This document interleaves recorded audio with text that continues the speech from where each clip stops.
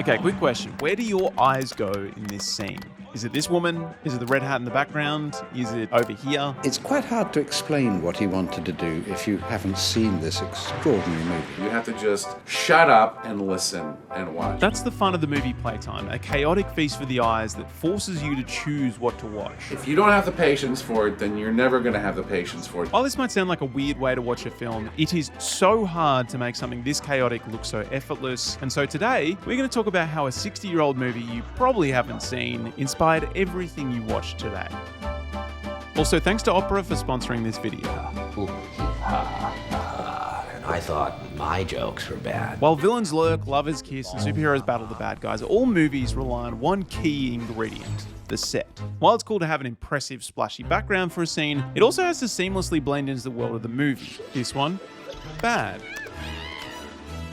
This one, good. What's going on? Basically, if the background is too distracting, then we can't suspend our disbelief and the world falls apart. Like in the video I recently made about the volume, lots of people said they didn't like the volume because they could tell it was a set piece. Which brings us to Playtime. Playtime is Tati's masterwork. This is great because it's like a cartoon almost. People didn't react. People walked away. Before the stylized production of Wes Anderson and the CGI world building of James Cameron was the curated set design of Jacques Tati. No, I've asked you why you don't like acting in films. I want to be free. In Playtime, Tati directs and stars as the bumbling Monsieur Hulot, a sort of precursor to Mr. Bean, who wanders around a modern city drowning in scale and consumerism. He reconstructs reality. And that's the underlying joke or message of the film. The pressure to mass-produce cities, houses, and the things we put in them has stripped the world of its creative flair, and now we're all mindless drones moving to the beat of the same consumerist drum. Reality, Monsieur Hulot's reality in Playtime has been shrunk to a flower store, and the rest is this sterile modern world of concrete and steel and glass. Like, look at this scene. Hulot enters a lifeless room filled with the same impractical furniture, futuristic glass, and boring colours. Oh, come on, girls. Wait till you see how modern it is. A few scenes later, he stumbles into a furniture convention where everything looks the same, people are dying to buy the next big thing, and every building looks comically cookie cutter. In Playtime, the old world has been totally destroyed and gone.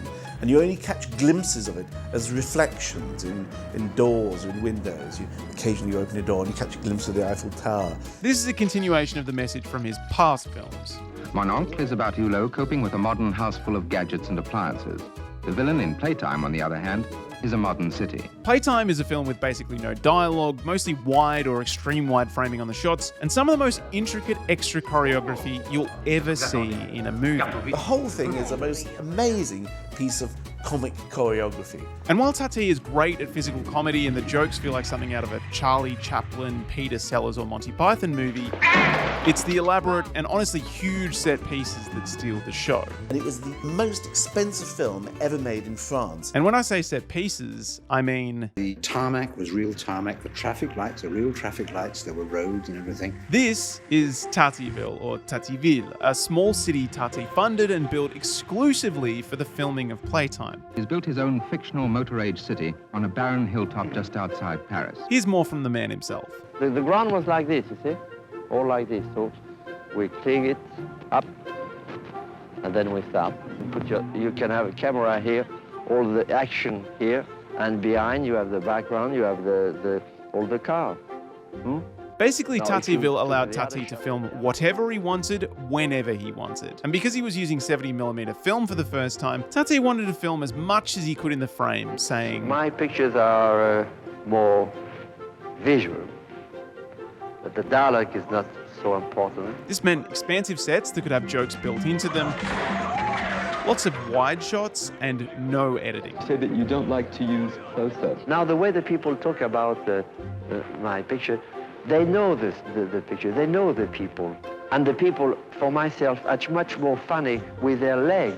So you are right to show what the one hand's trying to get something, then you cut, you took another hand trying to get something else, and I don't think it's moving. Like, this shot here goes for over 90 seconds without a cut, and there's not really any discernible dialogue.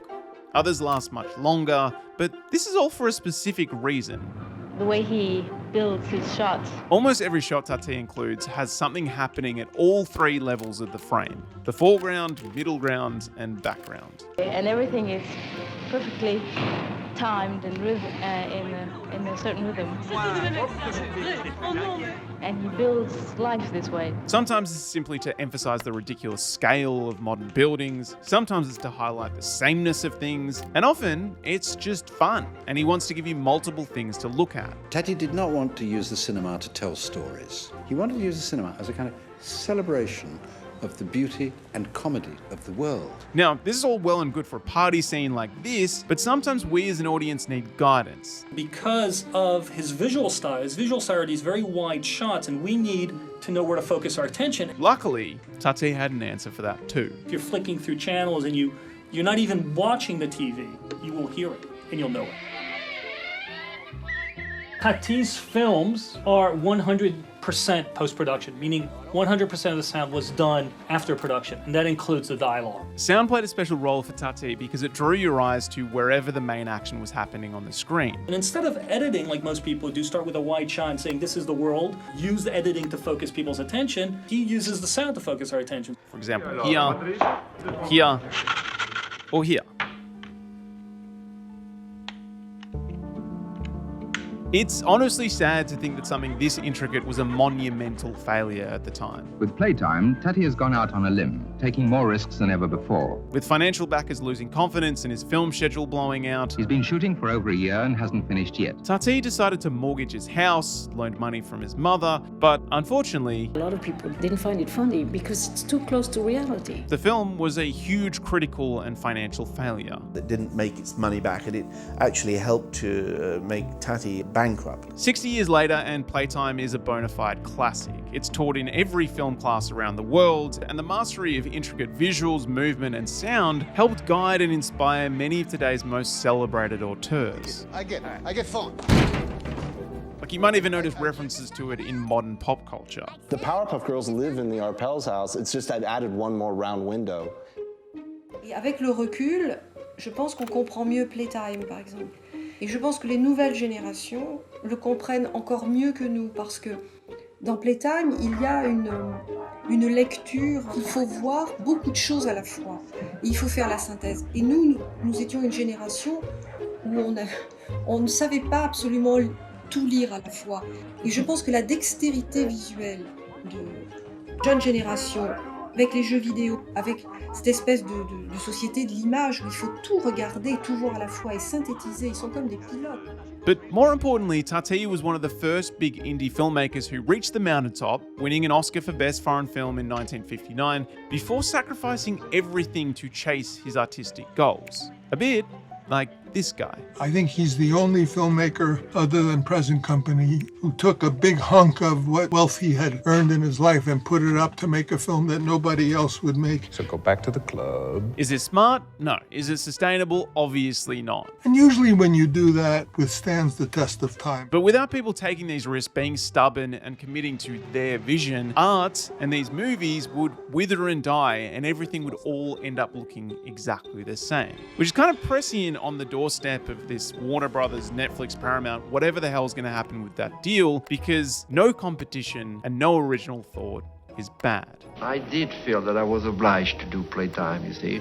I have done it with a free artistic control, and that free artistic control is something that we must never get out from the cinema. So if you've got some free time, I highly encourage you to go and watch Playtime and show some respect to one of the original directors who wouldn't take no for an answer.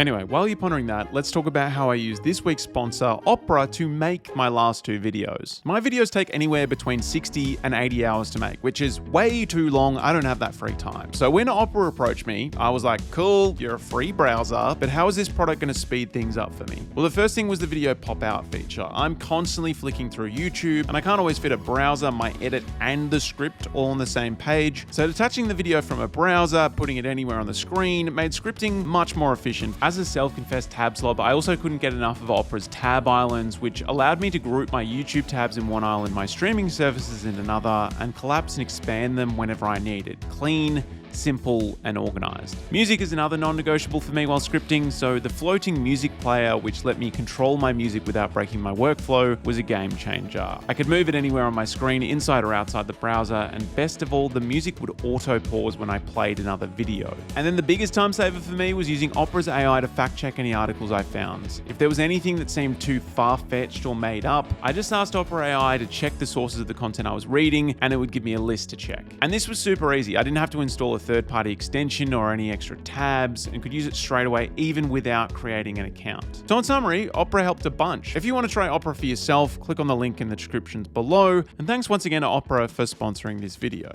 Anyway, this has been Seen It. I'm Jack. Thanks so much for watching. See you in the next one. Bye!